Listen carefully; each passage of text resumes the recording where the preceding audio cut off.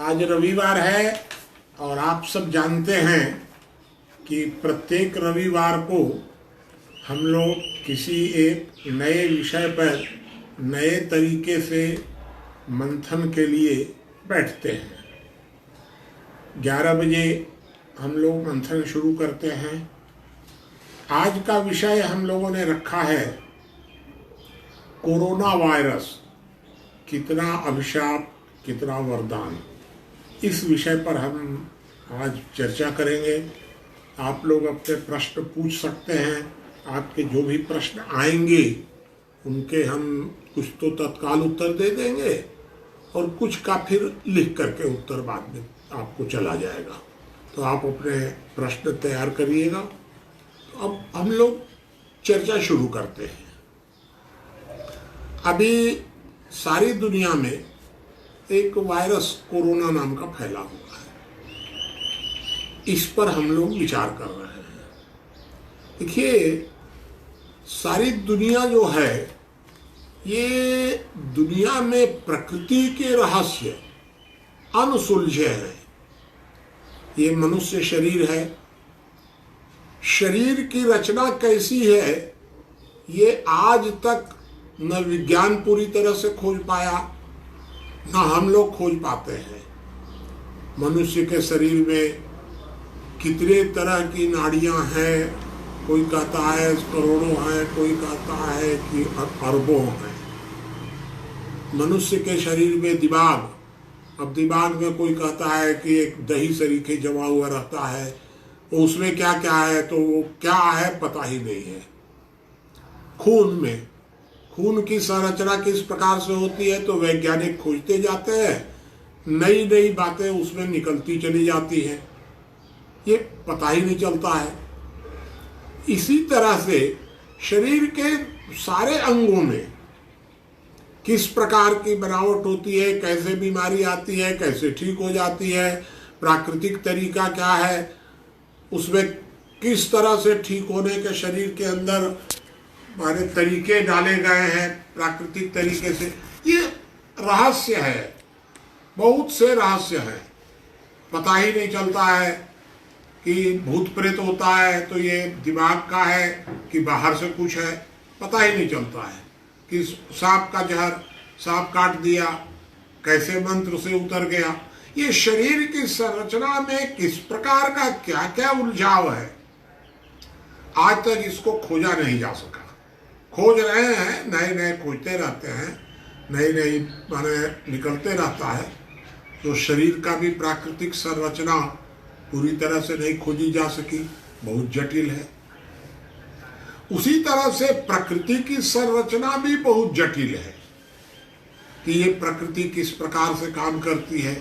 अब जरा आप लोग सोचिए कि प्रकृति, अब प्रकृति को अगर कितना माने ऊपर जा सकते हैं, आप अगर कल्पना करेंगे तो कल्पना कर, खूब कल्पना करिए, खूब कल्पना करिए कहाँ तक प्रकृति है ऊपर में। और पूछा जाएगा कि इसके ऊपर है कि नहीं, तो कहना पड़ेगा कि है, इसके ऊपर भी हो सकता है, अनंत। तो प्रकृति कहाँ तक ऊपर है, ये भी अनंत है। अब प्रकृति के सूक्ष्म से सूक्ष्म जो कीटाणु होते हैं, सूक्ष्म से सूक्ष्म, उसमें कितनी ताकत है। पहले कहते थे अणु में ताकत है, फिर परमाणु में ताकत आ गई, फिर न्यूट्रॉन प्रोटॉन हो गया, अभी तो गॉड पार्टिकल खोजा जा रहा है। अर्थात सबसे छोटा जो अंश है वो कौन सा है और उसमें कितनी ज्यादा ताकत है, ये अभी तक विज्ञान खोज ही नहीं पाया है। और इसीलिए कभी कभी लोग कहते हैं कि जहां मनुष्य की कल्पना समाप्त हो जाए, उसके ऊपर भी अगर प्रकृति का अस्तित्व है और उसके नीचे भी प्रकृति की कल्पना का अस्तित्व है, तो कल्पना से भी ऊपर हो, तब हम लोग मानते हैं कि वो ईश्वर है, मान लेते हैं। तो इस तरह से प्रकृति का रहस्य न शरीर में सुलझा सके हम लोग, न प्रकृति में आज तक सुलझा सके हैं। अब हम लोग इस बात पर विचार करें कि वर्तमान समय में हम लोग आगे जा रहे हैं कि पीछे जा रहे हैं। भौतिक उन्नति बहुत तेज गति से हो रही है। हमको याद है कि आज से 50 साल पहले हम लोगों का जीवन स्तर कितना नीचे था। बहुत अच्छा जीवन स्तर हो गया। खाना पीना, आवागमन, बातचीत, सब तरह की सुविधा हो गई। सब एक तरह से गरीब से गरीब आदमी भी जीवन स्तर उसका ऊंचा हुआ है और सारी दुनिया में हुआ है। केवल भारत का प्रश्न नहीं है। तो हर मामले में हम लोग उन्नति कर रहे हैं, आगे जा रहे हैं।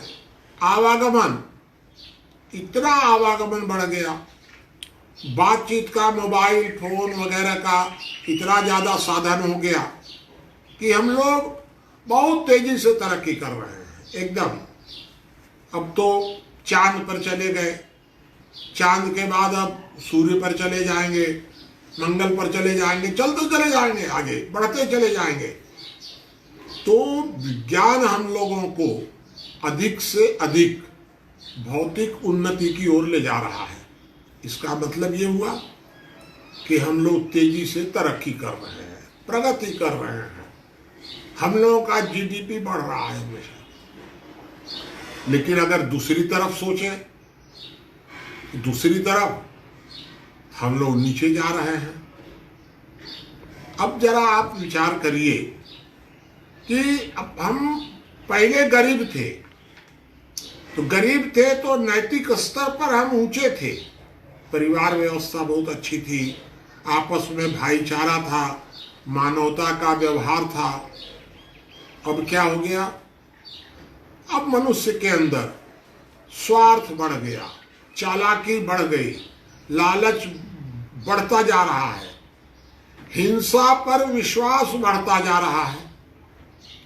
पहले बातचीत से शास्त्रार्थ होता था, पहले बातचीत से बैठ करके निपटता था। अब शास्त्रार्थ खत्म, अब शस्त्रार्थ हो गया। बातचीत करते करते फट से झापड़, गाली गलौज, झापड़, बंदूक, पिस्तौल।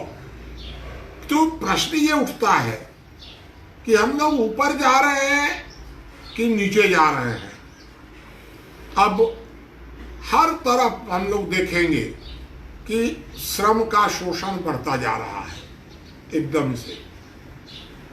जो कृत्रिम ऊर्जा, आवागमन, वो उसको सुविधा का आधार होना चाहिए था, वो विलासिता में बदल गया पूरा। हम लोगों का जीवन विलासिता की ओर जा रहा है। तो प्रश्न उठता है कि जब समाज में भौतिक उन्नति इतनी तेज गति से हो रही है, हर आदमी सुखी है, तो नैतिक पतन क्यों हो रहा है? हो तो रहा है, दुनिया देख रही है कि नैतिक पतन हो रहा है, युद्ध के खतरे बढ़ रहे हैं हमेशा। व्यक्ति, एक एक व्यक्ति के अंदर नैतिकता कमजोर होती जा रही है। अब जरा आप सोचिए कि मृत्यु दर घट रही है, उम्र हर आदमी की बढ़ रही है, हर आदमी की पूरी दुनिया में उम्र बढ़ रही है, और व्यक्ति का जो अपनी जो वैल्यू है, शरीर के अंदर रोग प्रतिरोधक शक्ति, जिसको हम लोग कहते हैं इम्यून, वो घट रही है। उम्र बढ़ रही है और रोग प्रतिरोधक शक्ति घट रही है। ये दोनों का क्या संबंध है? लेकिन घट रही है, हर आदमी के अंदर घट रही है। एक लेबर है, उसके अंदर भी घट रही है। हमको याद है पहले कि हम लोगों की जब बूढ़ी दादी थी तो बूढ़े लोगों को घी खिलाते थे बहुत खाने में। एकदम हम खुद देखे हुए हैं कि बूढ़ा आदमी है, इसको थोड़ा सा ताकत रहनी चाहिए शरीर के अंदर। अब बूढ़े लोगों को घी सूंघने नहीं देंगे, क्योंकि अगर सूंघ लेगा तो बीमार पड़ जाएगा। तो प्रश्न ये उठता है कि पुराने जमाने में हमारी रोग प्रतिरोधक शक्ति ज्यादा थी और उम्र कम थी। अब उम्र तो हमारी बढ़ गई, और रोग प्रतिरोधक शक्ति घट रही है, तो हम सुखी हो रहे हैं कि दुखी हो रहे हैं? हम दवाइयों पर जीने लग गए। पहले तो दवाइयों का इतनी समस्या नहीं थी। इस तरह से एक बहुत बड़ा प्रश्न खड़ा होता है विचारणीय कि हम कुल मिलाकर प्रगति की ओर जा रहे हैं कि अवनति की ओर जा रहे हैं। तो विज्ञान कहता है, भौतिक शास्त्र कहता है कि हम प्रगति की ओर जा रहे हैं, और समाज शास्त्र कहता है कि हम अवनति की ओर जा रहे हैं, हम नीचे जा रहे हैं, समाज व्यवस्था टूट रही है।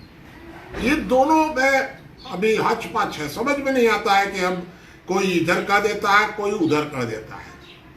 ये जो सारी दुनिया का हाल है, ऐसे ही समय में एक बीमारी आ गई, कोरोना।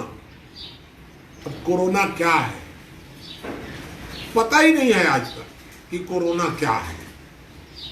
कोरोना ये तो सिद्ध हो गया कि चीन से आया। अब ये चीन ने जानबूझ करके बनाया या चीन से कहीं गलती हो गई या प्राकृतिक तरीके से आया, इस पर खोजबीन चल रही है। दुनिया खोजती रहेगी झूठ, क्योंकि सच बोलने वाला तो कोई आजकल मिल नहीं रहा है। पुराने जमाने में झूठ बोलने वाला जल्दी नहीं मिलता था, और अब सच बोलने वाला जल्दी नहीं मिलता है। बड़े से बड़े राष्ट्र के राष्ट्रपति भी दिन रात झूठे बोलते रहते हैं, कुछ भी छल कपट करते रहते हैं। पता जल्दी चलेगा नहीं चलेगा पता नहीं है क्या होगा। लेकिन कोरोना नाम की जो बीमारी आई, ये एक तरह का प्राकृतिक विस्फोट है। जैसे भूकंप होता है ना, अब भूकंप कैसे लिखा आया, समझ में नहीं आया भूकंप क्यों आया, आ गया। अब जब भूकंप आता है सब उथल पुथल हो जाता है, कहीं समुद्र के जगह पहाड़ बन जाता है, कहीं समुद्र बन जाता है, कुछ भी हो जाता है भूकंप में, कुछ भी। ये कोरोना जो बीमारी आई है, ये भी एक तरह के, इसको भूकंप समझ लो, सारा उलट पुलट हो जाएगा इसके कारण। अब सोचो जरा, ये अलग तरह का क्यों है ये भूकंप? भाई भूकंप तो हमेशा आते रहते हैं, बीमारियां भी हमेशा आते रहती हैं। ये बीमारी उलट पुलट कैसे कर रही है सब? आज से माने हमारे जन्म से थोड़ा सा पहले, हमारे बड़े भैया के जन्म के कुछ पहले एक बीमारी आई थी स्पेन से। वो बीमारी आई थी तो भारत में, उसमें 1918 बताते हैं, भारत में 1 करोड़ आदमी मरे थे। 1 करोड़, और आबादी कितनी थी? 10 करोड़। 10 करोड़ में 1 करोड़ आदमी मर गए थे उस समय। लेकिन उस समय इतना उलट पुलट नहीं हुआ जितना आज हो रहा है। और इसका क्या है, क्यों पूरा भूकंप से नीचे क्यों पलट रहा है कि कहीं पहाड़ की जगह समुद्र बन जाएगा, ऐसा लग रहा है।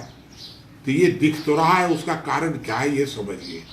उसका कारण ये है कि पहले जब इस प्रकार की कोई बीमारी आती थी तो गरीब लोग मरते थे, गांव के लोग मरते थे। इस बार प्रकृति ने सोच समझ करके 1500 साल के बाद ये कहा कि नहीं, इस बार ऐसे नहीं होगा, इस बार जो विकसित है वो मरेगा, जो गरीब है वो नहीं मरेगा। तो इसलिए जो चालाक लोग हैं, जो बहुत तेजी से विकास किए हैं, वो ज्यादा परेशान है। गांव वालों को कुछ फर्क नहीं पड़ रहा है, थोड़ा सा। अरे भाई, बताते हैं लोग कि एक लंगोटी वाला था गांव का, और उसके पास 4 तो बड़े बड़े नेता अफसर सब आ करके उससे कहने लग गए कि भाई हम लोगों का वेतन, आप मालिक हो, आप तो जनता हो, आप मालिक हो, हमारा तनख्वाह बढ़ा दो। तो पूछा कि तुमको कितना मिलता है? कहा कि हमको तो कुछ 40,000 मिलता है, हमारा तो पेटे नहीं भरता है, बताइए हम क्या करें। तुमको कितना मिलता है? जी तो मैं तो डॉक्टर हूँ, हमारा तो 70,000 का होता है, लेकिन पूरा ही नहीं होता है, हम लोग का वेतन बढ़ना चाहिए। तो बेचारा गांव वाला कहा कि बिल्कुल मैं मालिक हूँ, हमारे नौकर लोग भूखे कैसे रहेंगे, नौकर लोगों को पूरा पेट भरना चाहिए। तो हाँ, तो बोला कि हाँ ठीक है, तो बताओ भाई कैसे करे, तो वो अपना लंगोटी खोल करके कहा कि लो ये भी ले जाओ, मैं तो नंगा रह जाऊंगा, कुछ नहीं बिगड़ेगा, तुम्हारा तो पेट भरना चाहिए। वो स्थिति है वर्तमान में कि एकदम से जो बड़े बड़े लोग हैं वो लोग दुखी हैं। गांव वाला तो कह रहा है कि अरे एक टाइम नहीं खाएंगे, हमारा क्या बिगड़ जाएगा, हमारा तो इम्यून सिस्टम ऊंचा है ना, हमारा कोरोना क्या कर लेगा। तो कोरोना वहां कुछ नहीं कर पा रहा है। कोरोना कर कहाँ पा रहा है, जो बिल्कुल माने जो तकिया के नीचे रहने वाले हैं, हिलने डुलने वाले नहीं है, जो एकदम से माने जूता नहीं पहन सकते हैं, तो दुखी होंगे।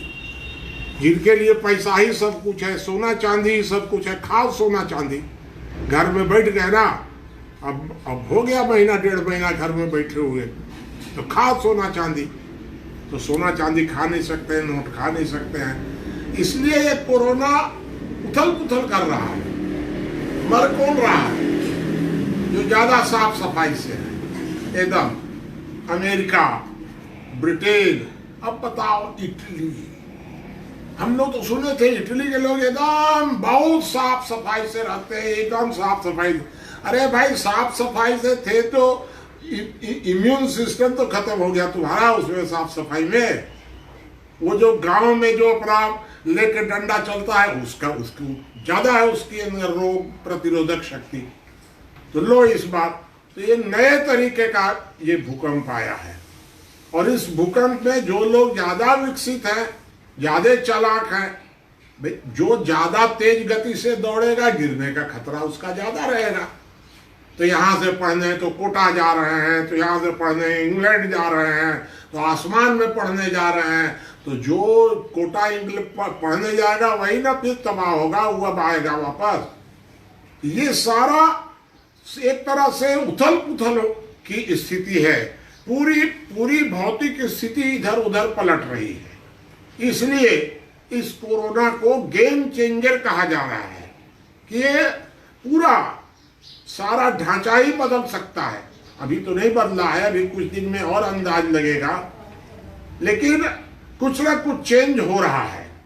माने नीचे से लेकर ऊपर तक गरीब और अमीर के बीच की खाई इतनी ज्यादा बढ़ रही थी, ये कोरोना इस खाई को घटाएगा, कहेगा कि हाँ ये गरीब भी है, ये भी अपना ही आदमी है, ये कोरोना घटाएगा। अब सवाल ये है कि ये कोरोना तो आ गया, भारत में भी आ गया, दुनिया के लोग ज्यादा तबाह हैं। इसे होता ही है ना कि भाई कोई आदमी भर पेट खा लिया तो जो सबसे गरीब आदमी रहता है उसको जूठन दे देते हैं कि ले तू ये खा लेना। उसी तरह से सब जो बड़े बड़े लोग थे वो सब तो कोरोना को खा गए, पूरा मर गए, और जूठन आ गया हिंदुस्तान में। थोड़ा सा उसका प्रभाव, थोड़ा सा प्रभाव हिंदुस्तान में आया है। तो ये प्रभाव तो लेकिन आया तो है हिंदुस्तान में भी। और एक तरह से कोरोना से दो देश बच गए, भारत और चीन, ये दो देश बच गए। वैसे तो ये पाकिस्तान वगैरह भी, श्रीलंका, इनकी कोई गिनती नहीं है। जो बड़े जो राष्ट्र हैं जिनको गेम चेंजर दुनिया में कहा जाता है, उनमें भारत माना जाता है, अमेरिका माना जाता है, चीन माना जाता है। उधर अमेरिका का गुट है, इधर चीन रूस वगैरह है, और इधर भारत है। ये भारत और ये चीन, ये दोनों तो बच गए, और वो लोग बेचारे तबाह हो गए, सब विकसित राष्ट्र। ये एक नई परिस्थिति आई है। अब क्या होगा आगे यह पता नहीं है कि आगे क्या होगा।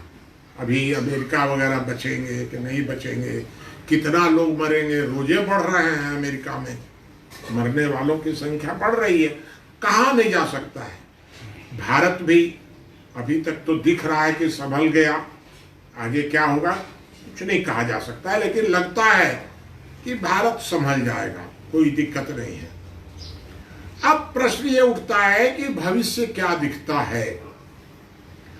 दुनिया में संतुलन जो है वो संतुलन अभी एक तरफ से पूरा संतुलन, अमेरिका वगैरह जो लोकतांत्रिक देश है वो ताकतवर है सबसे ज्यादा, और चीन सबसे धूर्त माना जाता है, एकदम सबसे चालाक।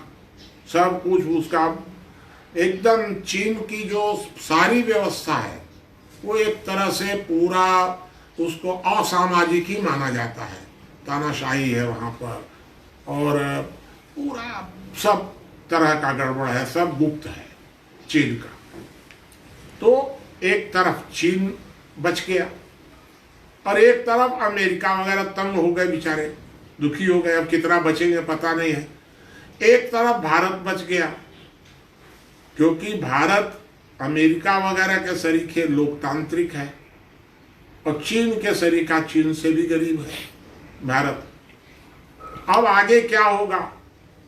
अगर अमेरिका वगैरह की स्थिति मजबूत रह गई, बच गए, तब तो भारत के लिए अच्छा है कि अमेरिका वगैरह के साथ मिलकर के चीन को टक्कर दे देगा, लोकतांत्रिक तरीके से दे देगा। और अगर अमेरिका वगैरह कमजोर हो गए, वो एकदम माने तबाह हो जाएंगे बेचारे, तब चीन को टक्कर देने के लिए किसको आगे आना पड़ेगा? तो भारत को आना पड़ेगा। और भारत आगे आएगा तो भारत टक्कर चीन को दे नहीं सकेगा। क्यों नहीं दे सकेगा? क्योंकि चीन में तानाशाही है और भारत में लोकतंत्र है, और लोकतंत्र कभी तानाशाही को भौतिक उन्नति में टक्कर नहीं दे सकता, क्योंकि तानाशाही में भौतिक उन्नति की गति बहुत तेज होती है, लोकतंत्र में कम होती है। लोकतंत्र में अव्यवस्था होती है, तानाशाही में कभी अव्यवस्था होती ही नहीं है। ये मैं सिद्धांत बता रहा हूं एकदम। तो चीन के सामने भारत पिछड़ जाएगा। अगर अमेरिका वगैरह कमजोर हो गए तो भारत नहीं टकरा पाएगा। अब तब भारत को क्या करना चाहिए कि अमेरिका जिस शस्त्र से आगे बढ़ेगा उसी शस्त्र से भारत भी बढ़ेगा। मतलब चीन अगर तानाशाही से आगे बढ़ेगा तो भारत को भी अपने यहाँ तानाशाही लाना पड़ेगा, डिक्टेटरशिप लाना पड़ेगा, तब हम चीन को टक्कर दे पाएंगे, नहीं तो लोकतंत्र में टक्कर नहीं दे पाएंगे। आगे क्या होगा ये पता नहीं है अभी, उसका निर्णय तो बाद में होगा। लेकिन एक चीज समझ लो, दो आदमी बहुत फुदक रहे थे, एक तो चीन और एक मुसलमान। मुसलमान लोग अपना संगठन के बल पर सारी दुनिया को गुलाम बना के रखना चाहते थे कि हम दारुल इस्लाम बना देंगे, हम दारुल इस्लाम बना देंगे, और चीन कह रहा था कि हम दुनिया को दबा देंगे। ऐसा कोरोना आया कि ये दोनों का कहीं पता नहीं चलेगा आगे चल करके। चीन सारी दुनिया में अविश्वसनीय हो रहा है, सारी दुनिया समझ रही है कि चीन बदमाशी किया है। तो एक तरफ चीन अविश्वसनीय हो गया, एक तरफ ये मुसलमान लोग सारी दुनिया में अविश्वसनीय हो गए, और खास करके सारे भारत में तो हो ही गए। पहले हम बचपन में सुनते थे, बहुत बचपन में, कि मुसलमान के घर का पानी नहीं पीना चाहिए क्योंकि लोग देते हैं तो थूक के देते हैं। सुनते थे, झूठ हम हमेशा लिखते थे कि सब झूठ प्रचार किया जाता है मुसलमानों के बारे में। ये सब गुप्त बातें खुलने प्रमाणित हो गई कि ये लोग कितने गंदे हैं, ये लोग किस तरह से इनके अंदर मनुष्यता नहीं है, ये बातें प्रमाणित हो गई। दो का भेद खुल गया। चीन जितना गुप्त रूप से षड्यंत्र करता था सारी दुनिया में, धीरे धीरे चीन का वो षड्यंत्र खुलने लग गया। और मुसलमान लोग सारी दुनिया में जिस तरह की गंदगी और जिस तरह का करते थे घपला के, चुपचाप आए, गुप्त रूप से मस्जिद में आ गए, मौलाना साहब सबको सिखा पढ़ा के चले गए, कुछ किसी को पता ही नहीं चला, सारा भेद खुल गया। एक तो हम छोटी सी कहानी बता देते हैं कि एक ठो अग्रवाल जी थे, और भाई शाकाहारी और मछली खाने का शौक, कैसे करें? तो नदी में जाए, अपना मुंह डुबा करके और उसी में से मछली मुँह से पकड़ के खा जाए, कहानी है। अब एक बार वो मछली फंस गई तो अब अग्रवाल जी कैसे करें, क्योंकि मछली तो गले में फंस गई। उसी तरह से ये लोग गुप्त रूप से षड्यंत्र करके, और इधर से मस्जिद, उधर से फलाना, उधर से ठिकाना, गुप्त रूप से करते थे। इस बार फंस गए इस कोरोना के चक्कर में, अब सारा भेदे खुल गया इन लोगों का। ये दोनों का भेद इस समय खुला। चीन का भेद भी खुल गया और मुसलमान लोगों का भी भेद खुल गया। इस तरह से मैं ये समझ रहा हूं, ये कोरोना जो है ये अभिशाप नहीं है, ये वरदान है। अर्थात वरदान किस तरह से है कि भौतिक उन्नति वाले कुछ कुछ नीचे आ रहे हैं। अब अपने घर में, पहले तो घर में लोग साल भर घर में नहीं आते हैं, सब कहां से कहां, अब सब अपने आराम से घर में बैठे हैं। पहले तो काम ही नहीं करते थे, इधर घर में कोई काम करना ही नहीं है। अब आप घर में बैठ करके अपना बर्तन भी साफ कर रहे हैं, कपड़ा भी साफ कर रहे हैं। जो कभी बर्तन कपड़ा साफ नहीं करते थे वो भी अब करने लग गए। तो इसका मतलब है कि प्रकृति ट्रेंड कर रही है कि ज्यादा मत उड़ो, ज्यादा तेज गति से जाओगे तो जमीन पर चलना भी पड़ेगा। तो प्रकृति जमीन पर चलना सिखा रही है और इसलिए आवागमन को एकदम घटना ही चाहिए था, इतना आवागमन बढ़ा। अब सोचो जरा, प्रदूषण इतना बढ़ गया, उन्नति कर गए, प्रदूषण बढ़ गया। कभी दुनिया ने सोचा कि इस प्रदूषण का लोगों पर क्या शरीर पर प्रभाव पड़ रहा है? नहीं, भागे जा रहे हैं। तो ये प्रदूषण भी घट गया। अब नदियां साफ हो गई, एकदम हवा साफ हो गई। अब हवा जो साफ हो गई, अभी ये स्थिति है कि जो भाग्यशाली है वही साफ हवा ले पा रहे हैं, और नहीं तो हवा तो साफ हो गई लेकिन निकल रहा है तो मुंह पर पट्टी बांध करके। वो हवा भी, साफ हवा भी अभी नहीं मिल पा रही है शहरों में। हवा साफ हो गई लेकिन तो आपको भाग्य में होगा तो मेरे मिलेगा। गांव वालों को मिल जा रही है, उनको तो पट्टी नहीं बांध रहा है, और हम लोग निकलेंगे तो पट्टी बांध के निकलेंगे। ये सारे प्रकृति उलट रही है। अब पर्यावरण प्रदूषण ठीक हो रहा है, अब आवागमन उतना नहीं है, अब डीजल पेट्रोल का दिन रात उपयोग नहीं है, अब जो बौद्धिक चंचलता थी, बहुत ज्यादा स्पीड थी दिमाग के अंदर, वो अब थोड़ा शांत हो गया है। अब ये सब बातें हुई हैं। इसलिए मेरा यह मानना है कि वर्तमान कोरोना जो आया है यह प्रकृति का अभिशाप नहीं है, वरदान है। आप लोग इस पर कुछ प्रश्न करिएगा तो आगे और हम समझाएंगे। कितना टाइम कितना हुआ तुम्हारा अभी? 11:30 नहीं, 11:30, 30 मिनट। ठीक है, अब आप लोग प्रश्न करिए कुछ। आपने ये बोला कि चाइना का मुकाबला करने के लिए भारत को तानाशाही लानी पड़ेगी, तो आप भारत को तानाशाह बनाने की तरफ सलाह दे रहे हैं। एक बात बताओ, जब हम लोगों के घर पर संकट आया था, जब नक्सलवादी घोषित कर दिया सरकार ने, गोली मारने की स्थिति आ गई, तो उस समय मैं तानाशाह बना था घर में एकदम। और तानाशाही से ही हम लोग घर को बचा पाए, लोकतांत्रिक तरीके से नहीं बचा पाते। जब कोई संकट आता है, तानाशाही जो होती है, तानाशाही में ही विकास तेज गति से होता है। लोकतंत्र में तो अव्यवस्था होती है। दुनिया में जहां जहां लोकतंत्र होगा वहां अव्यवस्था होगी। तानाशाही में अव्यवस्था कभी होती ही नहीं है। अगर ऐसी जरूरत आ पड़ी हम लोगों को कि अव्यवस्था, अब जो माने बैंक कर्मचारी सड़क पर, चाहे जो मजबूरी हो, हमारी मांगे पूरी हो, सारा हिंदुस्तान लूटने के लिए तैयार है। पायलट लोग, पेटे नहीं भर रहा है, नेता लोग 5-5 करोड़ रुपया उनको चाहिए हर साल जनता में खर्च करने के लिए, माने लूटे जा रहे हैं, पेटे नहीं भर रहा है। चीन में तो ये सब नहीं होता है, कहीं कोई प्रदर्शन नहीं होता है चीन में। तो अगर ऐसी जरूरत पड़ी, वैसा भगवान न करे कि ऐसा हो, मैं नहीं चाहता हूं, लेकिन अगर जरूरत पड़ी तो जैसे हमारे ऊपर संकट आया तो हम उस तरह से किए। उस समय जब संकट टल गया, पूरा लोक स्वराज्य हो गया घर में पूरा। तानाशाही कोई अच्छी स्थिति नहीं होती है।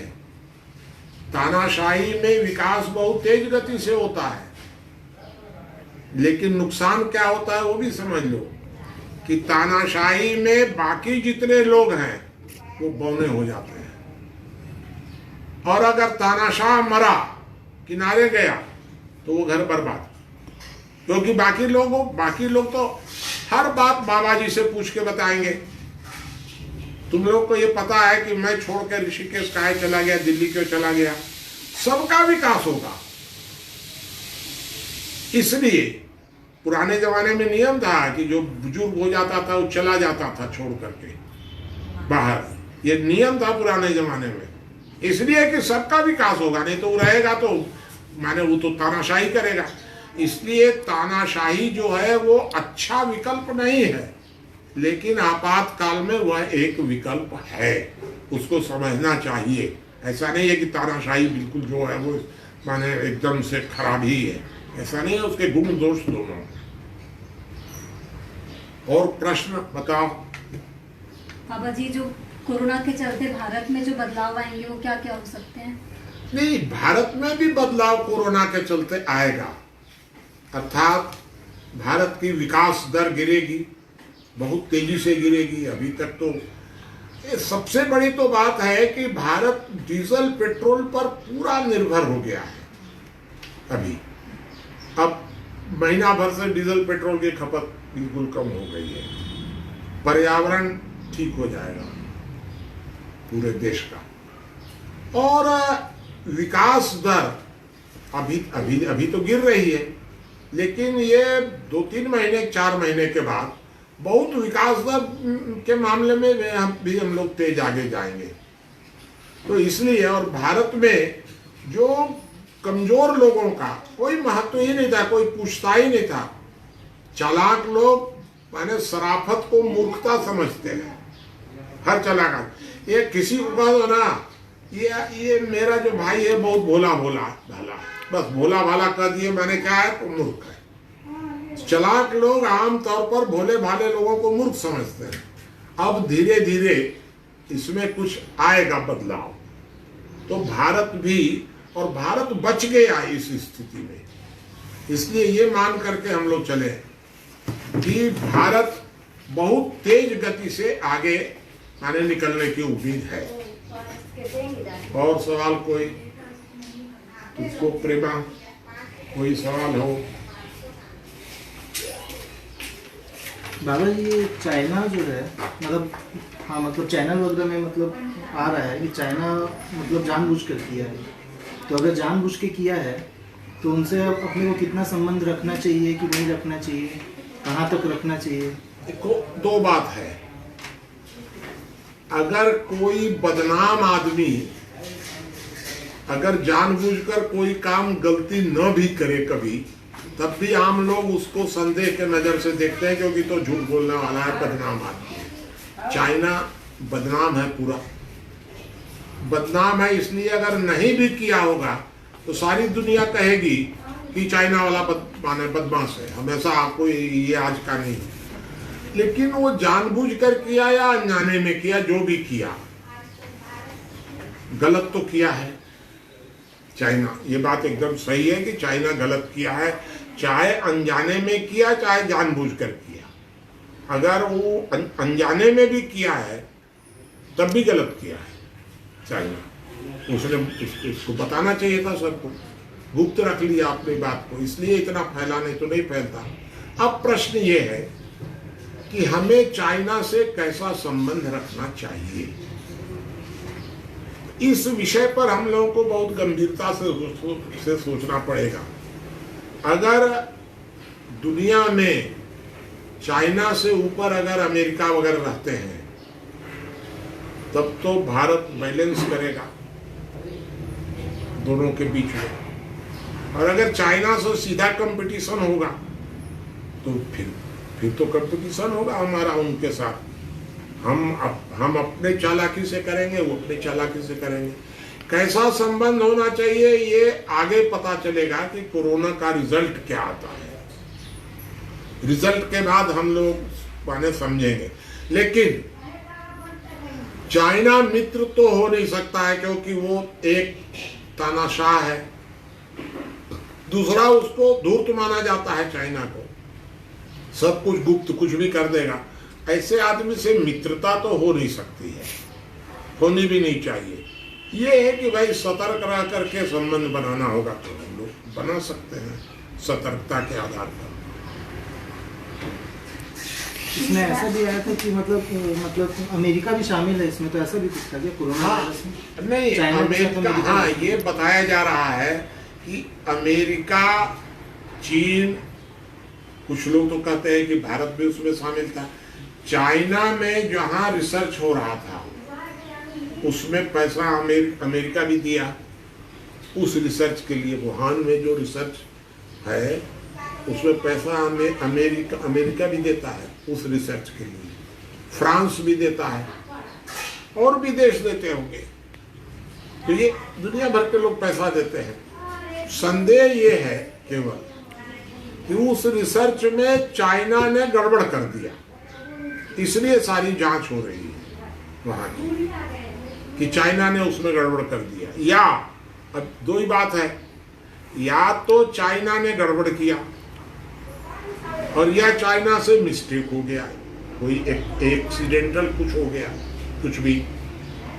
क्योंकि प्राकृतिक तरीके से आने के चांस तो नहीं दिख रहे हैं, क्योंकि चाइना के हिसाब से ये तो दिख रहा है। तो चाइना तो लपेटे में आ गया, तो इसलिए मैं बताया कि चीन सुधर जाएगा और इधर मियाँ लोग सुधर जाएंगे, दोनों का भेद खुल गया। ये मेरा ऐसा मानना है। तो चीन लाभ कैसे उठा रहा है इससे? चीन इसका लाभ उठा रहा है, क्योंकि चीन विज्ञान में आगे है भारत से भी।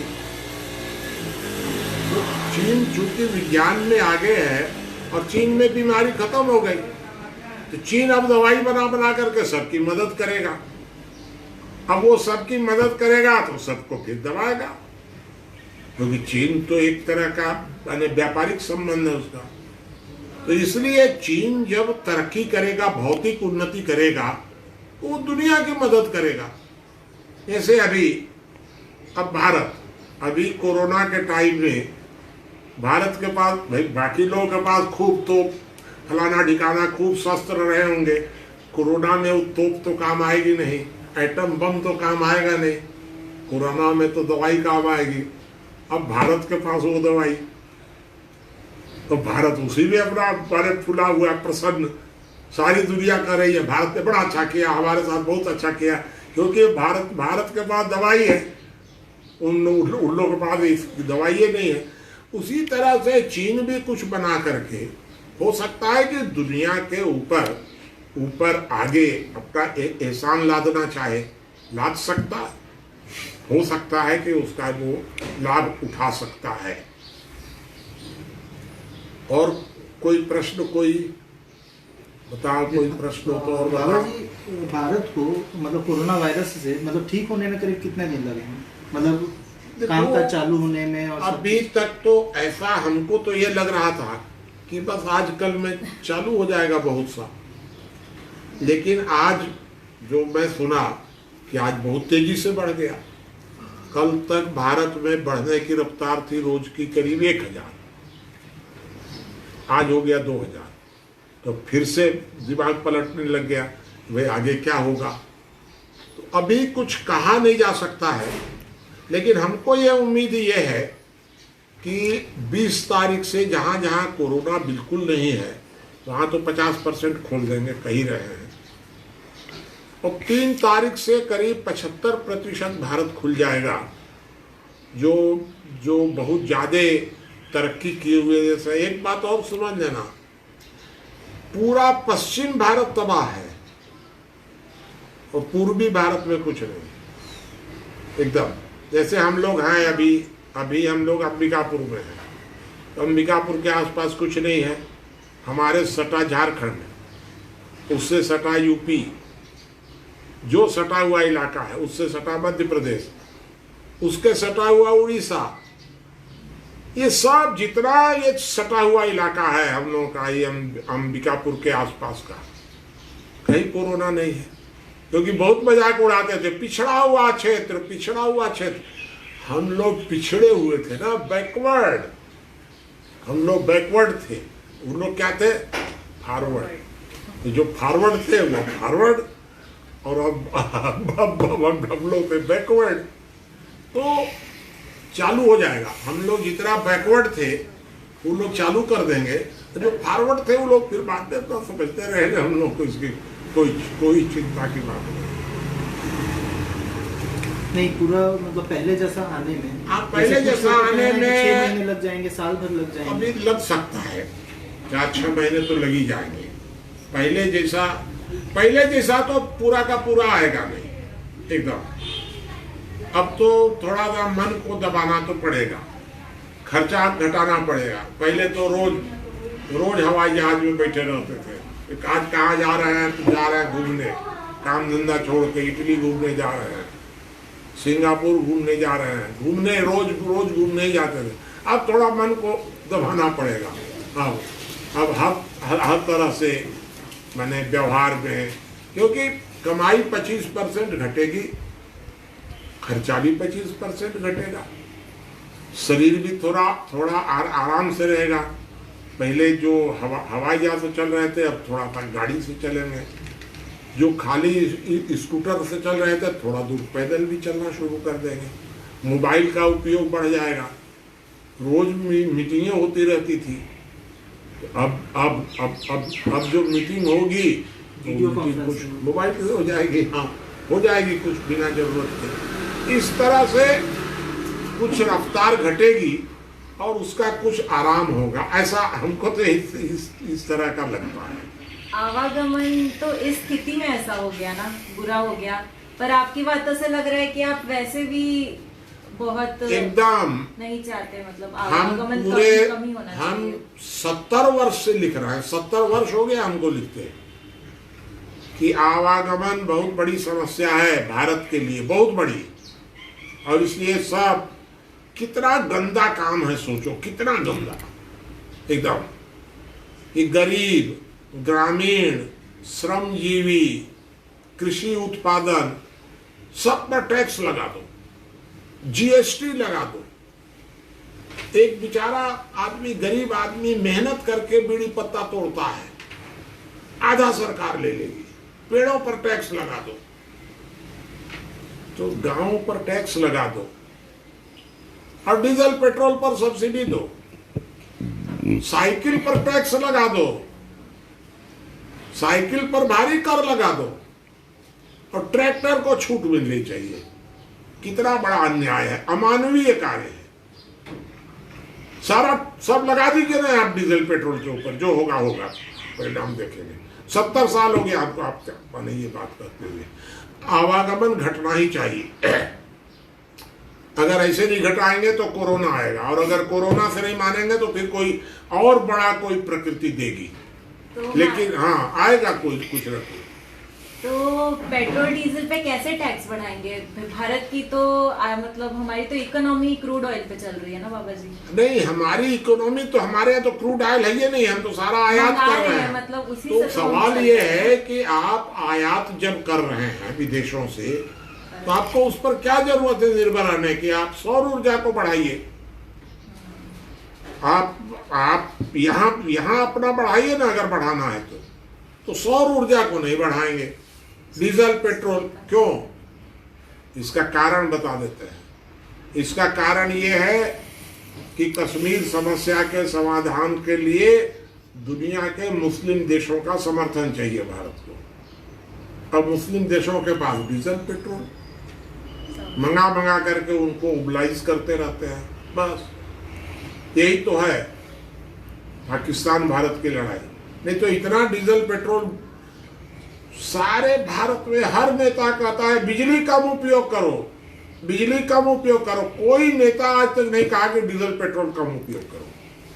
कह नहीं सकते हैं, कहेंगे कैसे? डीजल पेट्रोल पर कोई नहीं बोलेगा, बिजली पर सब बोलते हैं। आवागमन को घटना ही चाहिए एकदम। किसी भी तरह से आवागमन को महंगा कीजिए। सारा ग्रामीण उद्योग चौपट हो गया, सब बड़े बड़े उद्योग सब पनप रहे हैं एकदम। एक लास्ट में हम तुमको बता देते हैं इसका आवागमन का। कि पहले हम लोग के घरों में हमारी माँ वगैरह, चाहे तुम्हारी दादी वगैरह भी रोज सवेरे उठ करके आटा पीसती थी। रोज सवेरे तब खाना बनता था रोज। फिर हम एक ठो चक्की लगा लिए, छोटा सा चक्की लगा लिए तो आटा पीसना बंद हो गया। गांव भर का आटा हमारे आने लग गया पिसाने के लिए। पूरे रामानुजगंज, पूरा शहर हमारे चक्की में। अब 5 साल बाद 2-4 आदमी और चक्की लगा ली। हमारा तो तेज दिमाग, उस समय भी बहुत तेज था और अभी भी तेज। हम कहेंगे अच्छा तुम लोग चक्की लगा लिए तो हम एक मिल लगा लिए। मिल लगा लिए तो चक्की वाले फेल हो गए, हमारा मिल चलने लग गया। अब ऐसा और भी मिल लगा लिए। तो फिर हम सोचे अच्छा मिल लगा लिए तुम लोग, तो हम एक फैक्ट्री लगा दिया आटा का। अब फैक्ट्री चल रही है, मिल वाले तबाह हो गए बेचारे। केंद्रीकरण हो रहा है हर चीज का, और केंद्रीकरण हो रहा है कृत्रिम ऊर्जा कारण। डीजल, बिजली, पेट्रोल, केरोसिन सस्ता, इसके कारण केंद्रीकरण हो रहा है। गांव के उद्योग चौपट हो गए, एकदम से पूरा खत्म हो गया। गांव वालों पर कोई किसी को कुछ दया ही नहीं है। कोरोना आया है तब से थोड़ा थोड़ा गांव का भी महत्व बढ़ रहा है। इसलिए गांव में उद्योग जाना चाहिए कुछ ना कुछ। केंद्रीकरण गलत है एकदम। ये हम लोग को समझने की जरूरत है कि ये है मानवता का सिद्धांत। इसलिए आवागमन को महंगा होना ही चाहिए हर हालत में, ये मेरा कहना है। और कोई बात हो तो बताओ, नहीं तो समाप्त किया जाएगा। किसी के मन में कोई सवाल हो। अगला विषय आएगा हमारा जीडीपी, विकास दर, और उसके बाद का फिर आएगा समाजशास्त्र। ठीक है, तो आज की चर्चा हम लोग यहीं समाप्त करते हैं। अगले रविवार को फिर 11 बजे हम जीडीपी, विकास दर क्या होती है, विकास दर क्या होती है, विकास दर कैसे काम करती है, विकास दर कैसे गरीबों का शोषण करती है, ये सारा विषय उसमें विकास दर के आधार पर हम लोग अगले सप्ताह में फिर 11 बजे लाइव होंगे। तब तक के लिए आप लोग नमस्कार।